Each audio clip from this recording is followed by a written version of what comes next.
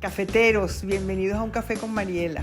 Aquí estamos dispuestos para tomarnos un café y conversar de las cosas que nos importan.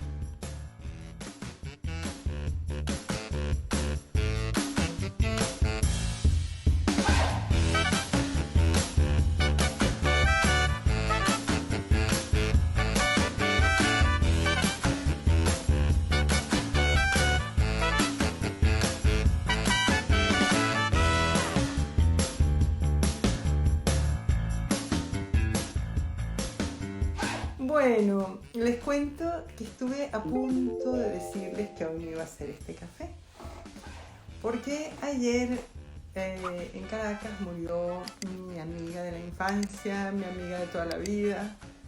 Quienes han leído Mujeres Malqueridas seguramente leyeron en el apartado de las amigas que yo hablaba de una amiga que abría su armario, su closet para que me pusiera lo que fuera, pero que nunca en la vida se acordaba de mi cumpleaños. Y que a cambio me llamaba desde cualquier rincón del mundo a contarme su sueño. Bueno, esa amiga que ha sufrido muchísimo en su vida porque desde muy joven tenía una enfermedad autoinmune, ya está descansando finalmente, y hoy justamente, como vamos a hablar del descanso, de la importancia del descanso otra vez, decidí que sí, que lo iba a hacer. Además acabo de hablar con su hija y nos dimos un paseo delicioso, recordando momentos lindos y riéndonos, y eso fue muy bonito. Eso es una amiga, y este pañuelo es otra amiga, una amiga de Caracas que está allí escuchándome, que me ha mandado este pañuelo maravilloso y que he dicho yo en el próximo café me lo pongo. Un pañuelo que viene con una tarjeta que dice: este artículo venezolano es único. Y yo le digo que yo esta tarjeta me voy a pegar de la frente porque este artículo venezolano que soy yo también es único. Bueno, vamos a empezar porque tenemos un día largo por delante. Vamos a hablar del trabajo, del descanso, de la diferencia entre descanso, pereza y procrastinación, porque la última vez hablamos de descanso. Y no es lo mismo descansar, estar perezoso o procrastinar. Vamos a ver cuál es la diferencia. Vamos a empezar con un comentario que me hizo una de nosotras. Ay, Valeria Raskin se da un permiso de su bebé para estar aquí. Bienvenida. A ver, ella me dice, después del café del descanso, cuando comento, por ejemplo, que hago una siesta, o que me voy a la playa, o que me levanté tarde, o que decidí no hacer nada porque no pude más, que el cuerpo me pedía descanso, siento que no estoy haciendo lo correcto. Me parece que los otros valoran más todo lo contrario, a la heroína que a pesar de todo sigue haciendo esfuerzos. Bueno, a mí me parece, he elegido este párrafo, este comentario, porque me parece que dice cosas muy importantes. Dos cosas básicamente muy importantes. Una es que podemos elegir. Hay momentos, no siempre, pero hay momentos en los que podemos elegir trabajar o descansar, trabajar o no trabajar. Y la otra, que también es muy cierta, es que el trabajar tiene buena prensa, el no hacerlo no tiene buena prensa. Es decir, estamos en una sociedad del yes we can, estamos en una sociedad en la que se valora la actividad, el empeño, la fuerza de voluntad, el esfuerzo y todo lo que sea descansar, no hacer nada. Está mal visto, tiene mala prensa, no sé por qué, pero tiene mala prensa. Entonces lo importante sería que nosotros nos preguntáramos ¿por qué hacemos una cosa o la otra? Por ejemplo, ¿por qué elegimos trabajar cuando podemos elegir? Lo más obvio es que trabajamos por obligación, trabajamos por dinero. Freud decía que la medida de la salud mental, le preguntaban, bueno, ¿y en qué consiste ser una persona sana mentalmente? Él decía, amar y trabajar. A mí me parece precioso eso. Entonces, hay algo del trabajar que supone estar en la vida, estar conectado conectado con la vida, tanto como el amor, que es sano para la mente, para el cuerpo, para todo, ¿verdad? Y es productivo y además nos viene muy bien. Pero, ¿qué pasa cuando se nos va la mano? A ver, primero lo que decíamos, tiene buena prensa el trabajar, el yes we can. Nos hemos convertido, como dice Byung-Chul Han, en esclavos de nosotros mismos. Nos parece que ningún esfuerzo es suficiente. Todo va dirigido a esfuérzate más, tú puedes, trabaja más, despiértate más temprano, acuéstate más tarde, haz más listas, etcétera, etcétera. Yo les cuento, yo tengo varias amigas, tengo un par de amigas que están enfermas. Estamos enfermas las tres más o menos, ¿no? Las tres somos psicoanalistas, cada una lleva su enfermedad como puede. Y las tres somos unas trabajadoras incansables. Entonces es muy cómico porque nos pasamos la vida aconsejándonos. Ay, tendrías que descansar. Sí, me parece que trabajas mucho, me parece que tienes que bajar el ritmo de trabajo. Y entonces, tan pronto decimos esto, como decimos, te dejo porque me acaba de llamar un paciente, te dejo porque me está sonando el timbre.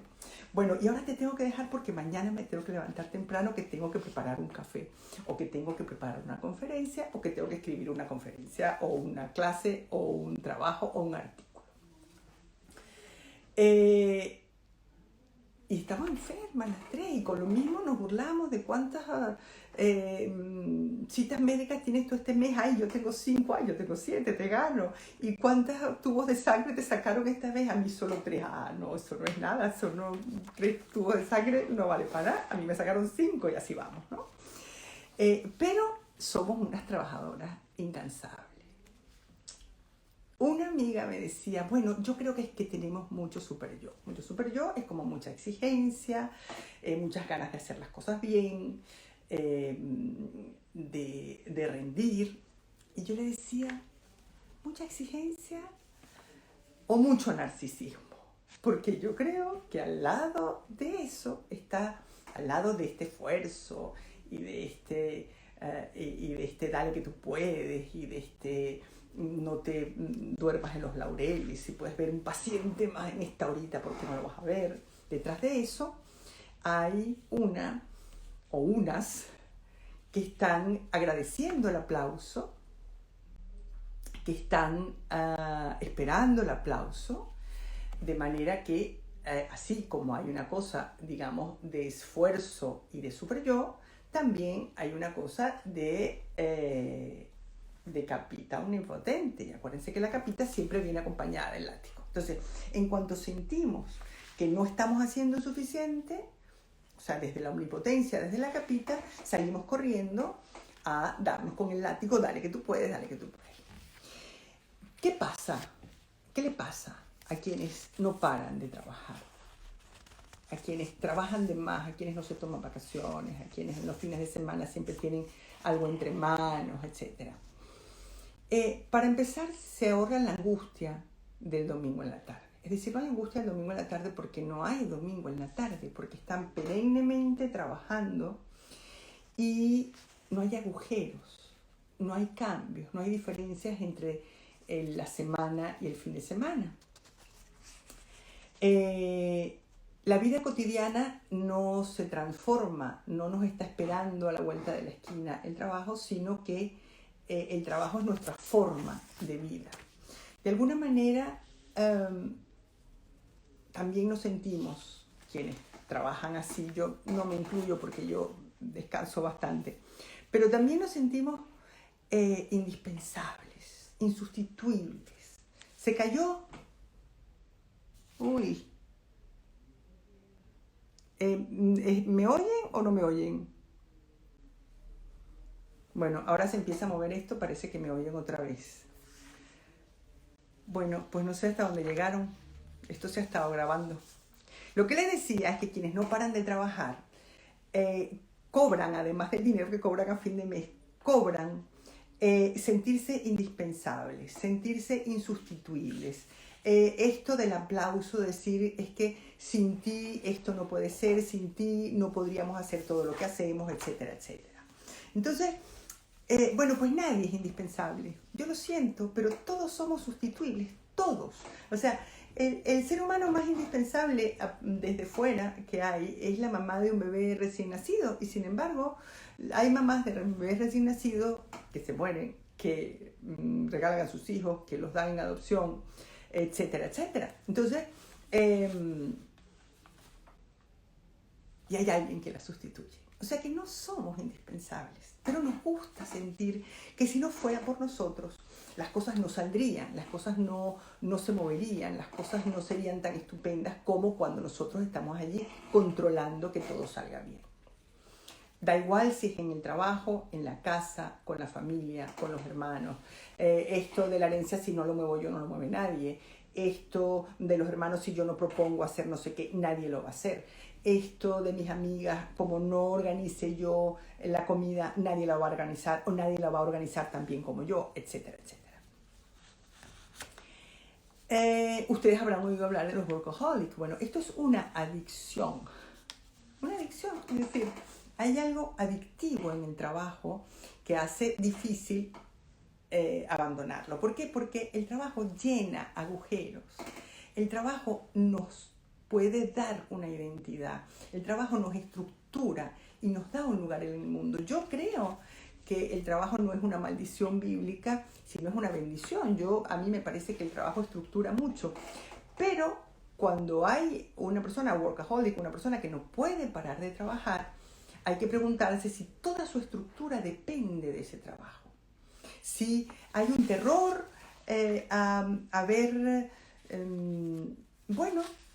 a descansar y a que en ese descanso aparezcan agujeros, aparezcan penas, aparezcan cosas que se han dejado por el camino porque uno tenía mucho que hacer y mucho que trabajar y no ha tenido tiempo de mirarlas, si se han quedado duelos esperando.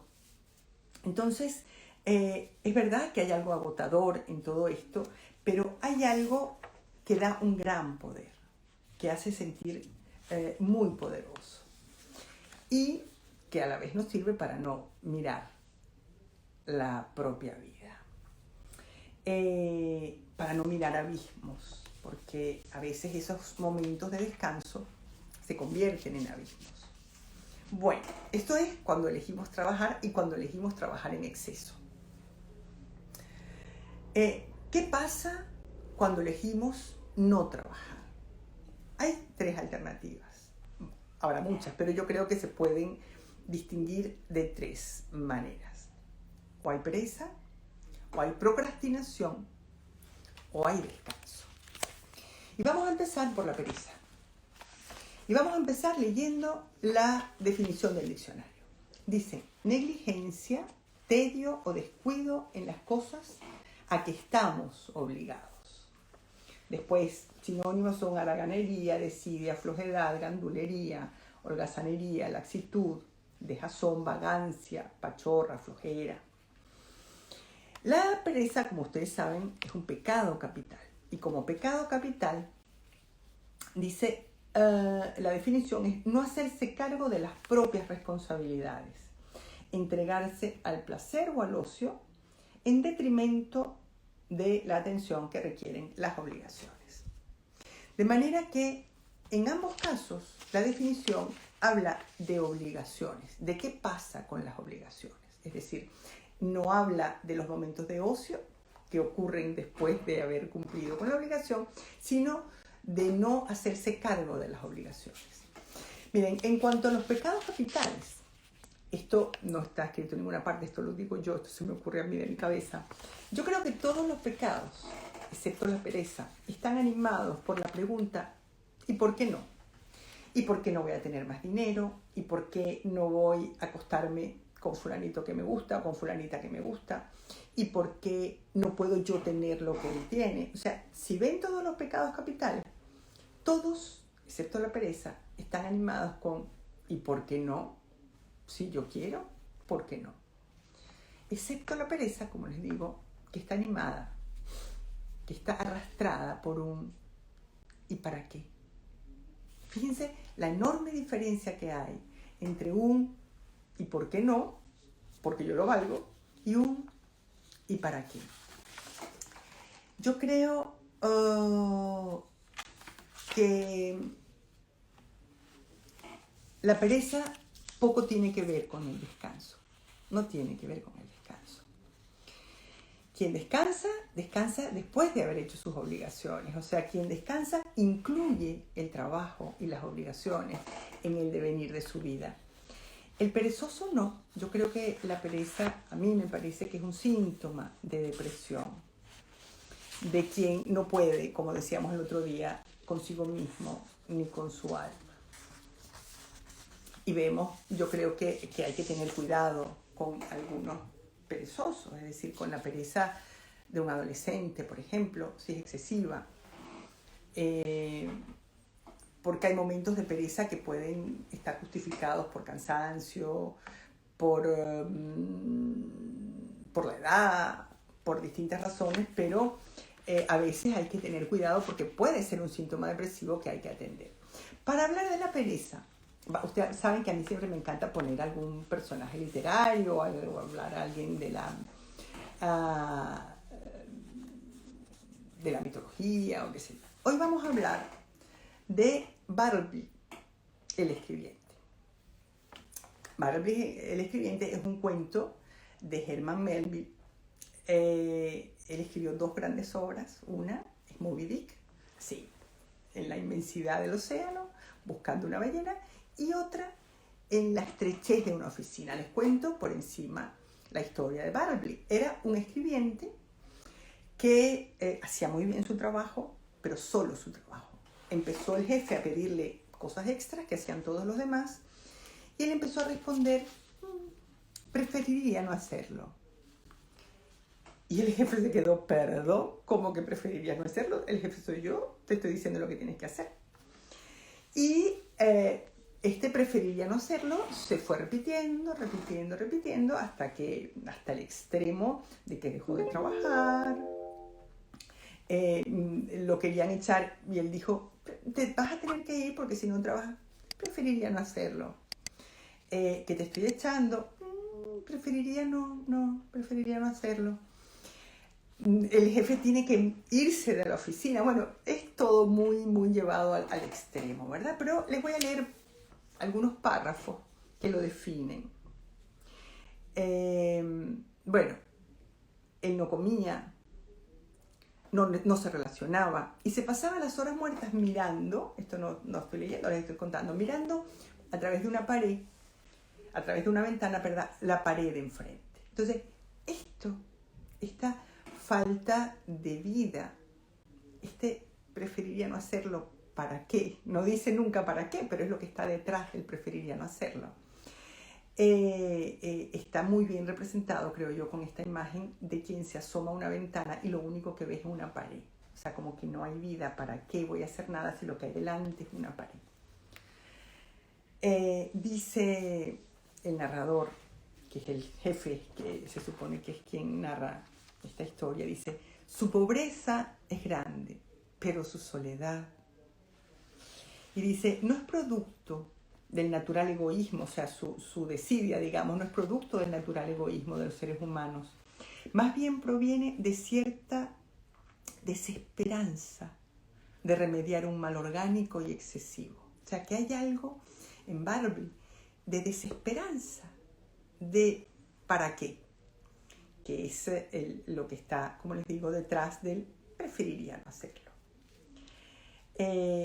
Dice este jefe, yo sería un canalla si me atreviera a murmurar una palabra contra el más triste de los hombres. Así que, de alguna manera, el perezoso universal, o el perezoso de la literatura universal, nos está mostrando su cara depresiva, su cara melancólica. Entonces dice el narrador que después de muerto llega a sus oídos una historia que él no puede comprobar, pero que le parece plausible. Y es que antes de llegar a trabajar con él, Bartleby trabajaba en la oficina de las cartas muertas. Fíjense qué cosa tan bella, la oficina de las cartas muertas. El servicio de correo de Estados Unidos tenía una oficina dedicada a esas cartas que no encontraron a su destinatario y que no pudieron ser devueltas a quien las había escrito originalmente, al remitente, y que se perdieron entre uno y otro por el camino y llegaban a esta oficina de las cartas muertas para ser quemadas. Entonces Barbie trabajaba revisando estas cartas y quemándolas. Entonces esto sí se los voy a leer porque es precioso. Manipular continuamente cartas no reclamadas y clasificarlas para destruirlas en llamas. Las queman a montones cada año.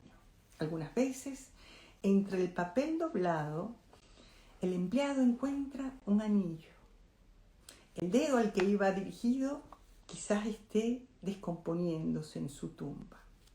Un billete enviado con caridad a quien ya no come ni puede sentir hambre.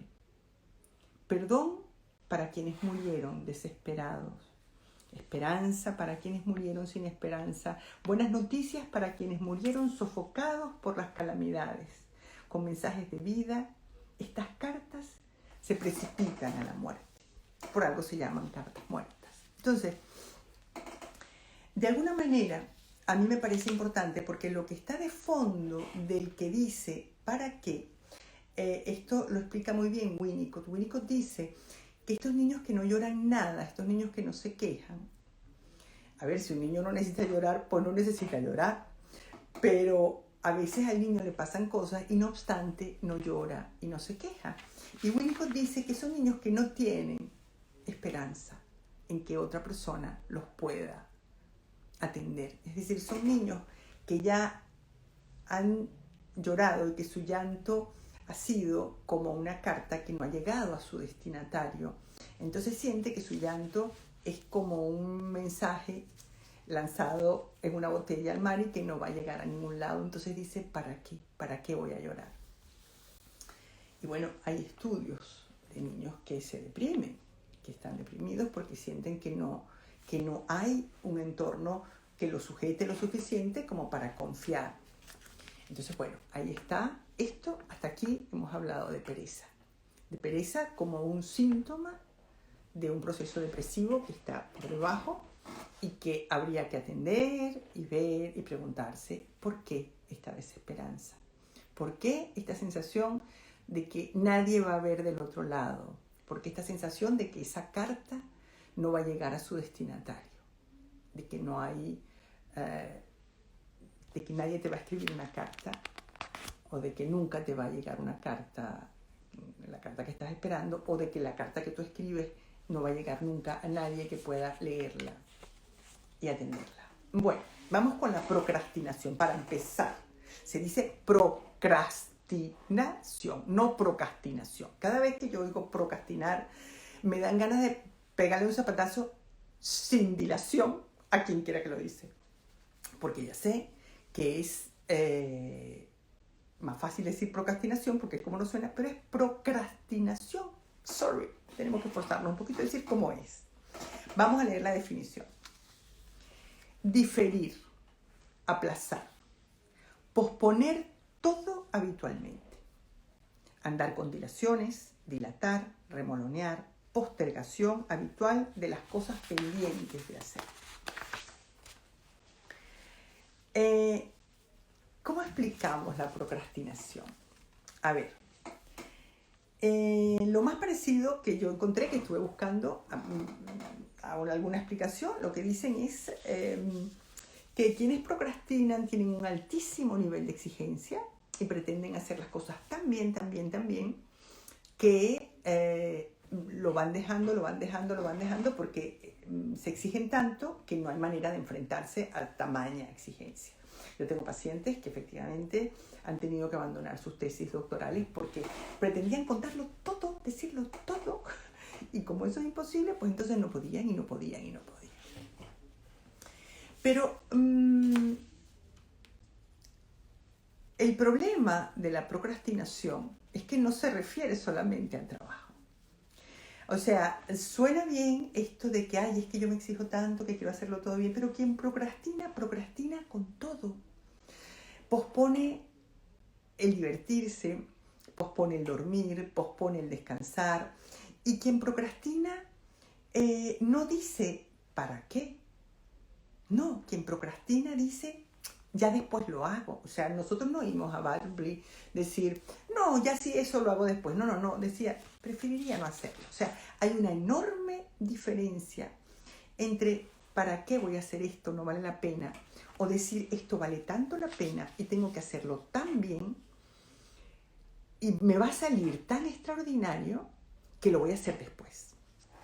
¿Qué hay detrás de la procrastinación? Detrás de la procrastinación hay una enorme omnipotencia. Ya les cuento cómo funciona esta omnipotencia del procrastinador. A ver, vamos al niño pequeño.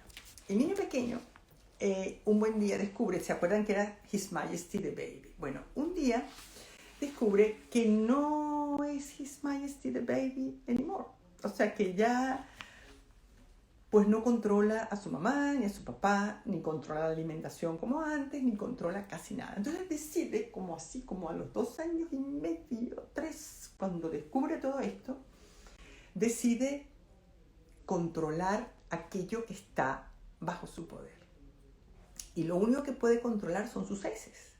Entonces, yo digo que esos niños, lo debo haber dicho ya en algún café, porque cada vez que puedo lo digo, son niños que dicen, en este culito mando yo. O sea, yo no mando en mi mamá, yo no mando en mi papá, yo no mando en cuando me dan de comer o cuando deciden que tengo que irme a dormir, pero en este culito mando yo. Y la única manera de mandar allí es reteniendo. Entonces hay algo muy retentivo en quienes procrastinan. ¿Por qué? Porque dice, aquí mando yo y esto va a salir de mi cabeza cuando a mí me dé la gana. No solamente va a salir de mi cabeza cuando a mí me dé la gana, sino que el tiempo lo controlo yo. O sea, yo soy dueña o dueño del tiempo. Y ya sé que de aquí a donde tengo que ir tardo media hora.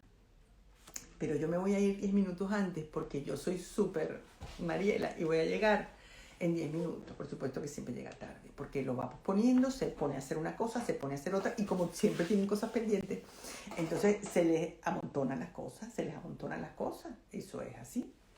Entonces esto también es un síntoma.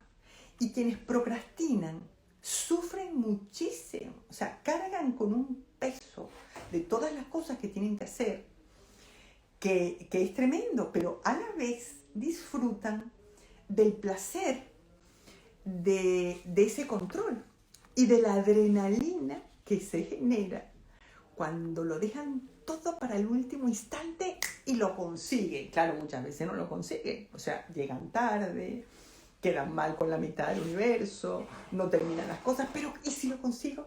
Y la emoción de ¿y si lo consigo? Y de estar hasta la última noche, hasta las 5 de la mañana y no dormir porque yo lo voy a conseguir. O sea, ese triunfo, esa adrenalina de los últimos momentos, yo creo que hay algo que todos funcionamos un poco así, es decir, la presión de tener una fecha es importante porque si no lo podemos ir dejando, no por pereza, sino porque decimos, bueno, ya si eso, si no hay fecha que me exijan, pues no hay afán, no hay apuro. Pero yo creo que hay algo, así como creo que hay algo de esta presión de última hora que sirve y que funciona y que está bien tener fechas de entrega y fechas de caducidad, también es verdad que esto sirve mucho para generar esta sensación de placer, de gusto, de control, de ser el dueño de la pelota, el dueño del tiempo, el dueño de lo que está cocinándose en tu cabeza, etcétera, etcétera. Al final terminas siendo dueño de nada. Yo tengo un paciente procrastinador profesional que me contaba, es que de repente digo, bueno, esta tarde voy, un domingo en la tarde, voy a tirarme en el sofá a ver series. Es decir, voy a descansar. Y se tira en el sofá y empieza, ay no, tengo que poner una lavadora. Se levanta y pone la lavadora y regresa. Y tengo que llamar a no sé quién. Con lo cual yo le digo, es que tú procrastinas hasta para descansar, procrastinas. O sea, lo va posponiendo. Dice, es verdad. O sea, que el procrastinador no solo procrastina, con el trabajo. Yo creo que eso es importante de tener en cuenta, ¿no? Esta procrastinación. Bueno, y ahora vamos con el final, que es descansar, que es remitirnos un poco al café anterior. Y vamos a hablar un poco del cansancio. Cuando yo buscaba una imagen para esta sociedad, esto que decimos, del trabajo constante al que estamos sometidos, este multitasking, todos hacemos 50 cosas a la vez, tenemos que estar atentos a un montón de cosas, no paramos de trabajar, cada vez es más difícil ganarse el pan con un solo trabajo o con un trabajo con un horario más o menos decente. Y bueno, y así estamos y así nos tiene la sociedad, es decir, nos creemos que somos muy libres y no somos tan libres como creemos, ¿no? Estamos sometidos por esto y además con la sensación de que nosotros podemos, o sea, encima agótate, que eso es buenísimo, bien cansado, vas a terminar y bien contento. Bueno, yo pensaba en la imagen de Sísifo, no sé si se acuerdan de Sísifo, era el que subía la piedra a la montaña y la piedra se volvía a caer y él tenía que volver a bajar y volver a subir la piedra, como esta cosa de un trabajo repetitivo, de un trabajo que vuelve sobre sí mismo, de un trabajo poco creativo, poco interesante, un trabajo inútil, un trabajo que se hace una y otra vez y que no va a ninguna parte. O sea, porque no es subir una piedra, bajar, buscar otra y subir otra y colocarla encima para construir algo, ¿no? Sino la sensación de un trabajo repetitivo e inútil, ¿no? Y me encontré en el libro de Byung-Chul Han, que tiene un libro que se llama La sociedad del cansancio, que él habla de la imagen de Prometeo, de cómo somos de alguna manera prometeos de nosotros mismos. Prometeo fue aquel héroe que robó el fuego a los dioses para entregárselo a los humanos y fue castigado por los dioses eternamente con que un águila le comía el hígado y el hígado volvía a crecer y el águila volvía a comer el hígado. Entonces dice Han que nosotros somos el águila y Prometeo simultáneamente, es decir, nosotros nos comemos nuestro propio hígado permanentemente porque nos autoexplotamos. Somos el amo y el esclavo en nosotros.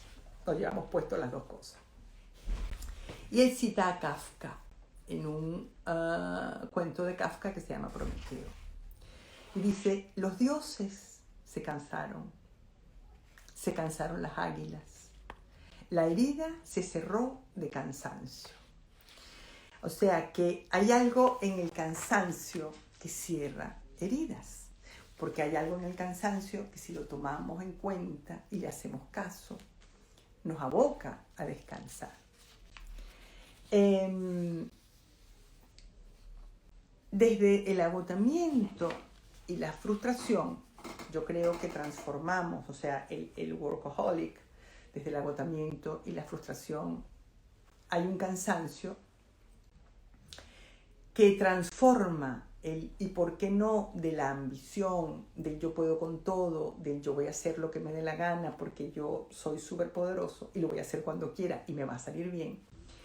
El abuso de ese y por qué no, de la ambición de poder con todo, nos lleva como consecuencia a un ¿y para qué? ¿Y para qué tanto esfuerzo?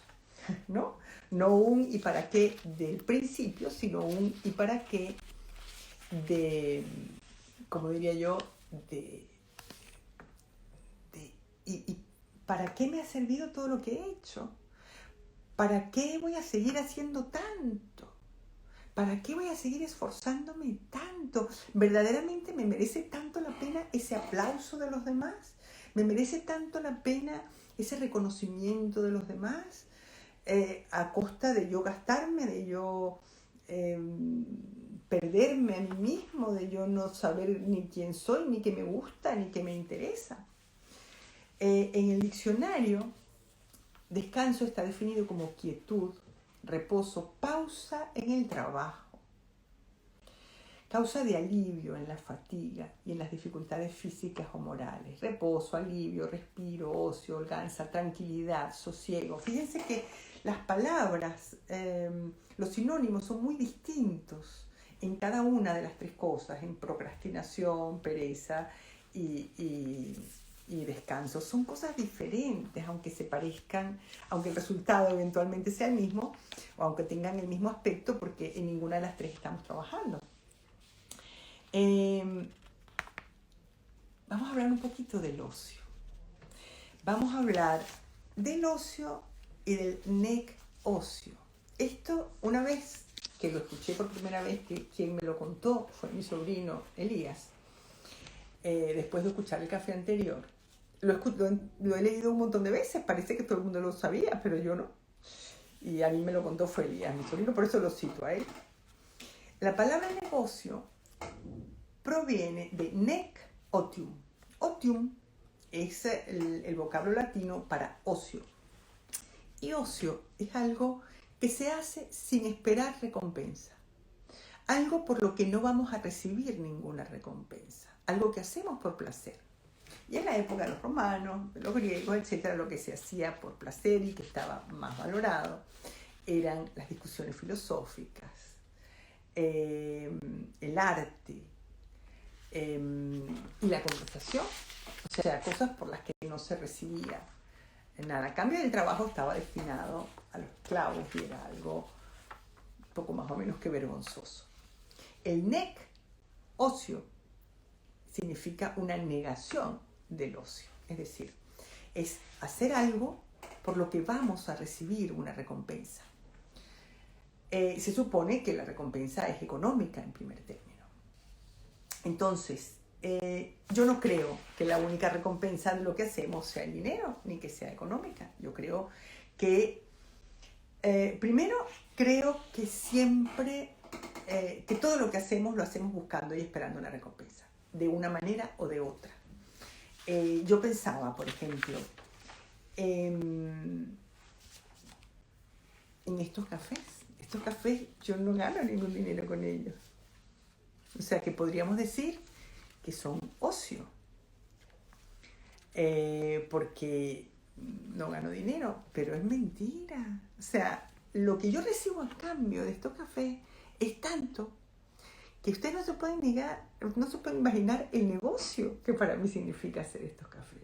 O sea, el cariño que recibo, el reconocimiento, el que me sigan, la fidelidad. O sea, a mí me conmueve esa fidelidad enormemente.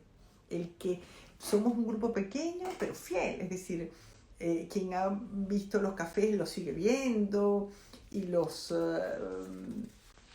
espera. Entonces, yo no puedo decir que esto sea ocio.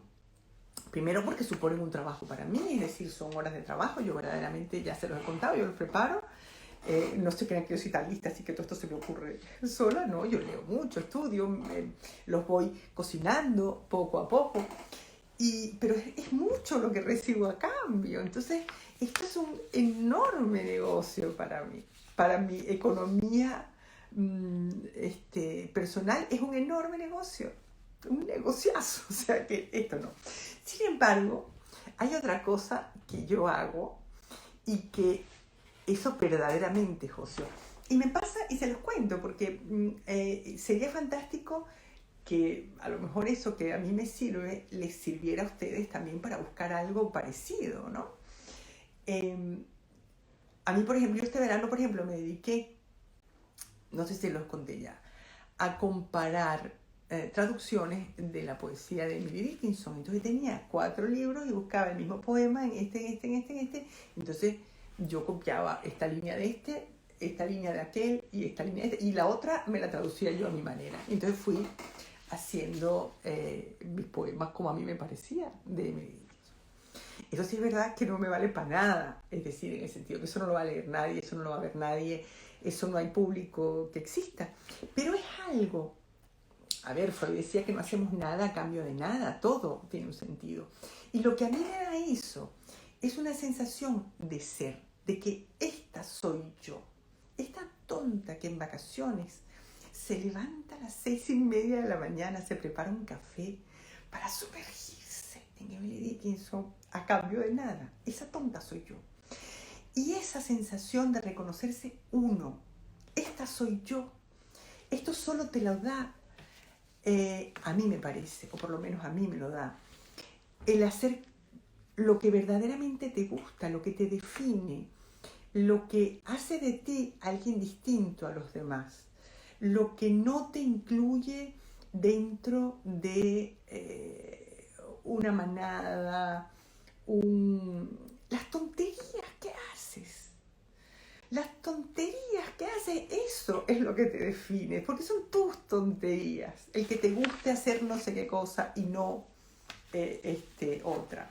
Con lo cual, ahí dice mi hermana que me conoce, sí, esa es tu sí, hermanita. Y tú a veces también. Entonces, lo que favorece la creatividad no es la pereza, no es la procrastinación, es el ocio.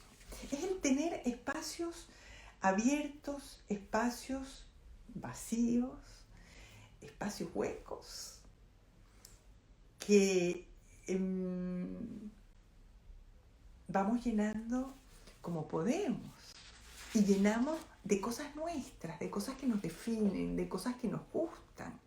O sea, el otro día hablábamos de la diferencia entre el play y el game, es decir, entre el juego como una partida de algo que hay que ganar y el play como el simplemente vamos a jugar a que yo era la mamá y que tú eras el hijo, ¿no? O que tú eras el papá y que yo era bombero, me da igual.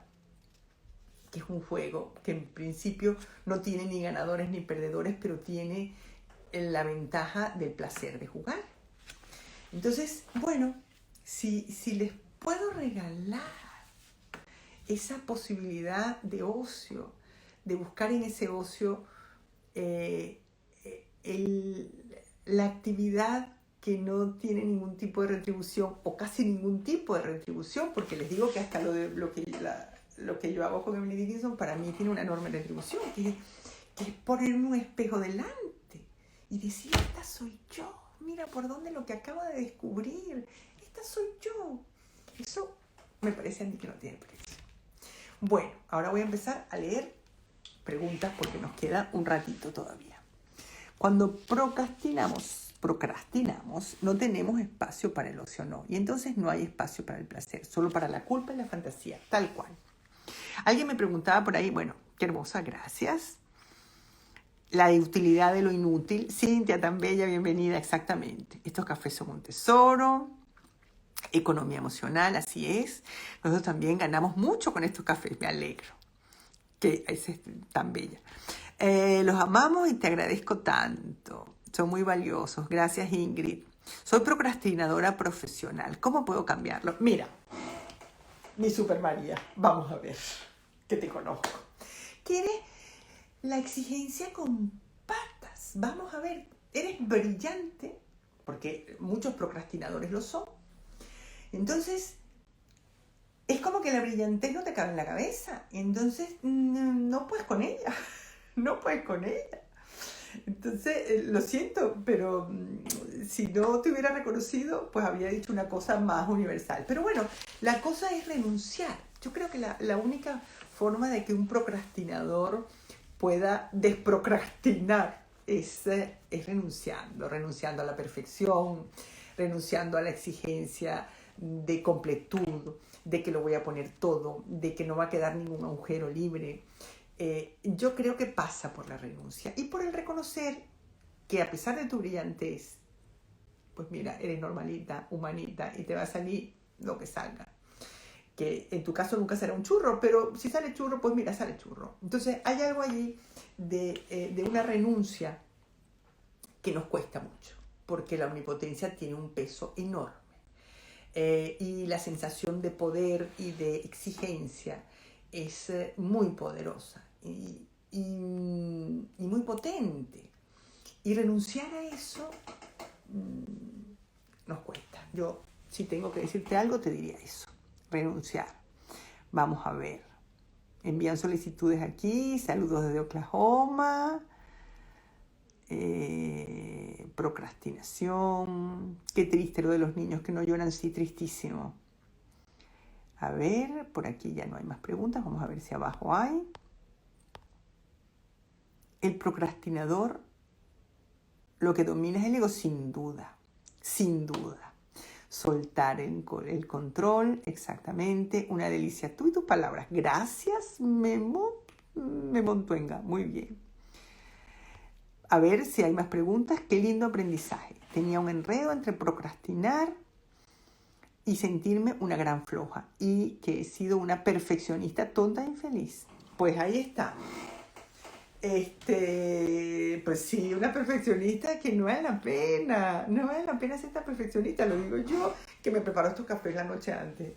Mentira, yo no procrastino nada. Ahí sí es verdad que no. Pero yo soy una exigente asquerosa. Por eso esos momentos que me doy de hacer cosas inútiles me parecen una bendición. O sea, me parecen una bendición porque digo, ay, mira, no soy... me permito cosas, ¿no? Bueno, yo creo que ya, si no hay más preguntas, The Slow Reader dice, qué gran consejo, Mariela, bella, muchas gracias. De nada, aquí estoy a la orden, ya tú sabes. Pues no parece que haya más preguntas, así que yo creo que podemos despedirnos. Gracias por otro maravilloso café. Son soles, muy amables. Y Cintia se muere de risa. No sé de qué habré dicho que te dio tanta risa la Cintia, pero bueno. Que nada, que me despido, que los quiero, que espero que haya quedado clara la diferencia entre esas tres cosas. No es permitirse, es merecerse, tal cual, a la utilidad de lo inútil, sí. Siguen dando las gracias. Y bueno, gracias a ustedes por estar aquí. Y yo sé que a veces no pueden asomarse directamente, pero que después lo ven. Así que ahí queda. Y eso me alegra. Y me dice para qué hago yo estas cosas. O sea, tienen un sentido. Bueno, las quiero. Un abrazo enorme. Bueno, llegó la hora de despedirnos. Gracias por acompañarme en este café y nos vemos en el próximo. Este espacio ha sido posible gracias a mis cómplices Corina Michelena y al Cubo.